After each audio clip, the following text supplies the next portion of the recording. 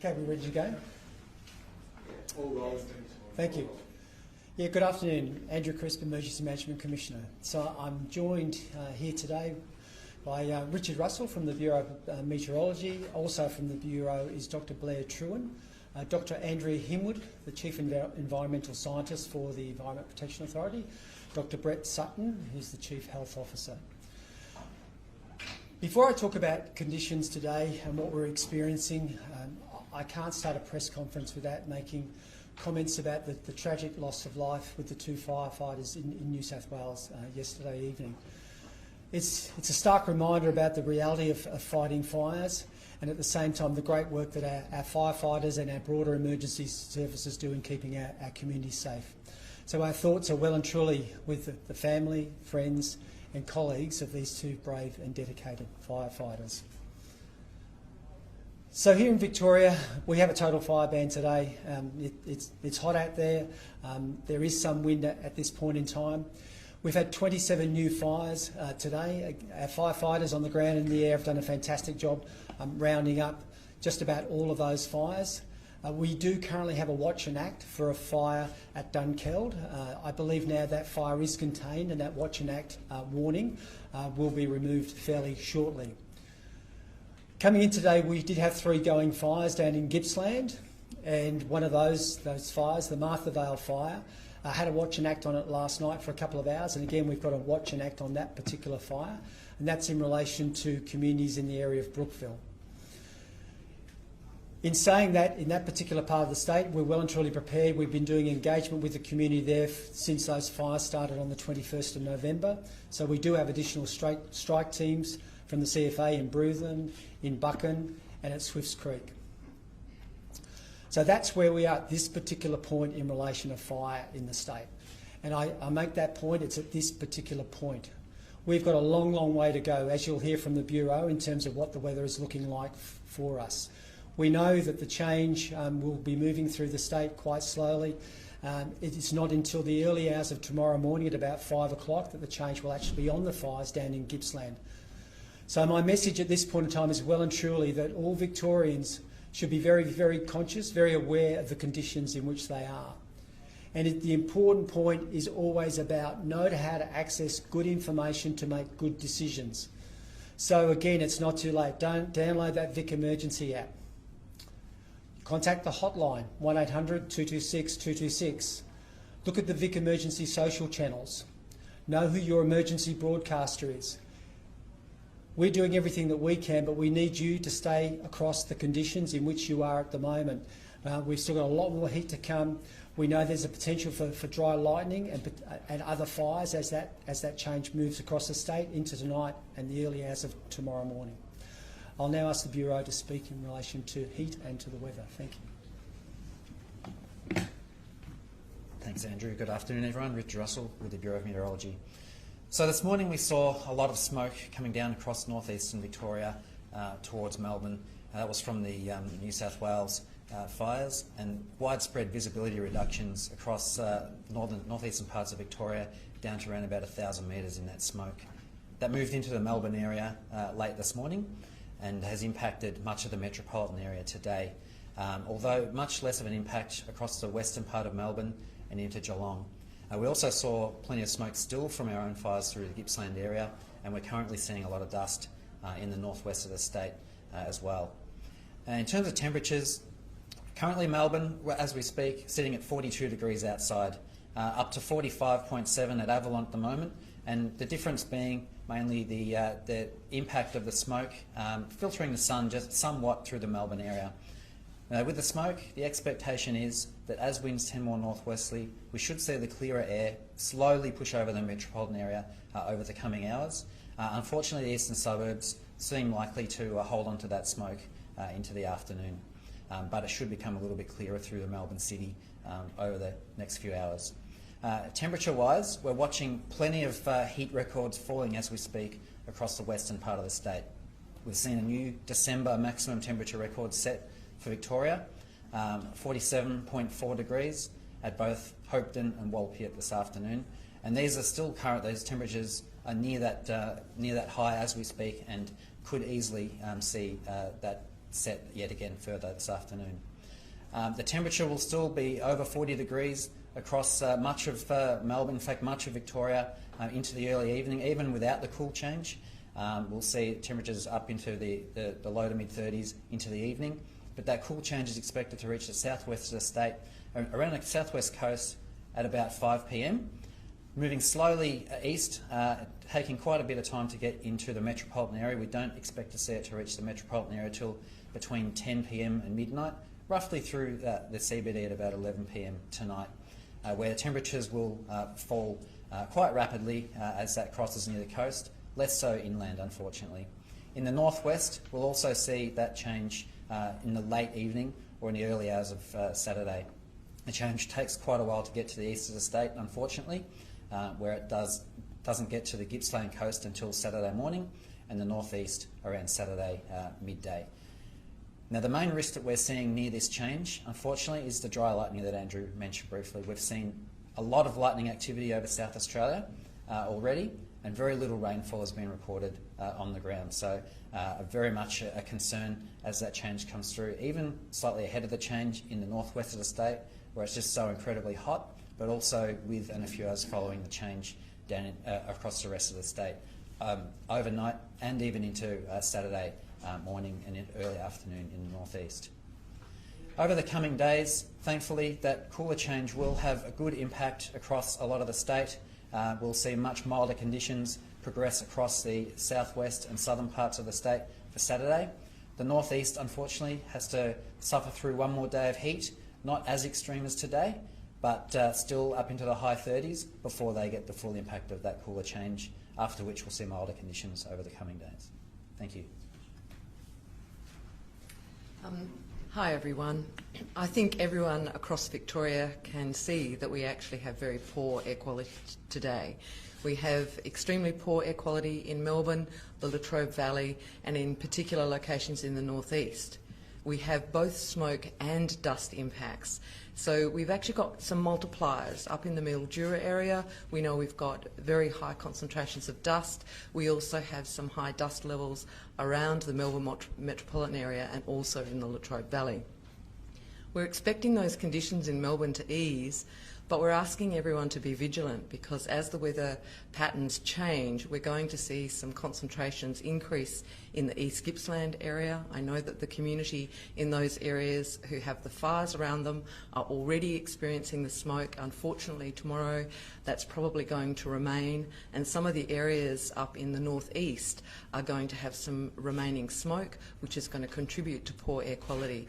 So we're urging everyone to pay attention to your local surroundings, to remove yourself from the smoke wherever possible, but to put in place some measures to reduce your exposure in your homes.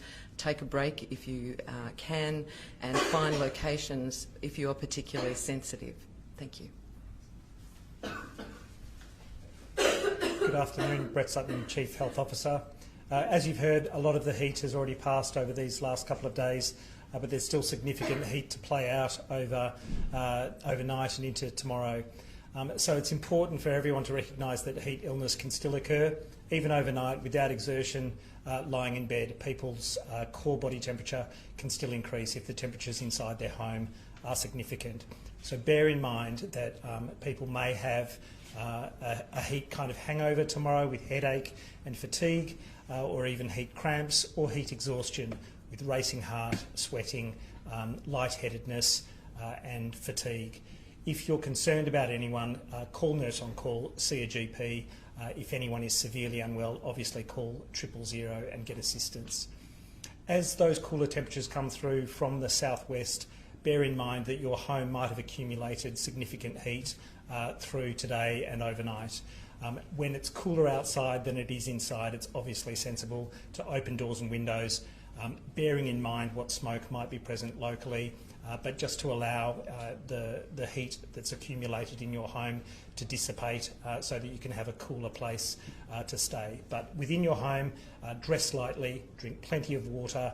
If you've got air conditioning, absolutely have it on. Otherwise, a fan, wetting your skin and allowing the wind to blow the water off your skin to cool down are all sensible ideas. Thank you. Thank you. We're now happy to take any questions. Are there any heat-related deaths at all, or is it more injuries? Fortunately, we've had no significant signals from Ambulance Victoria or hospital presentations that would indicate a really significant impact from heat, but it's very difficult to know in real time. Sometimes we only know as we assess a season after the fact, but those messages have to be there regardless. Certainly if we saw any significant signals, we would raise the level of concern, either with a warning or advice to communities through the Emergency Management Vic Emergency app.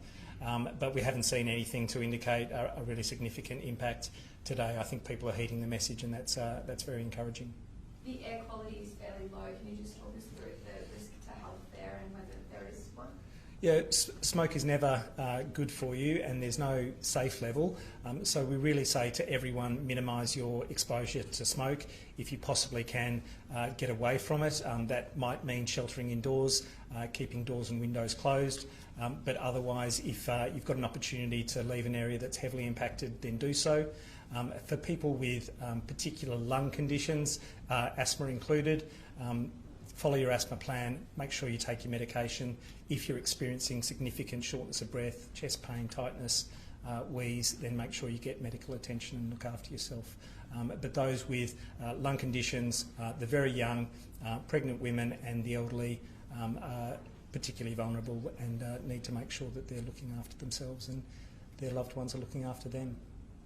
I'm not sure who's best placed to answer this question. It's about the air quality and whether we've seen something like this before.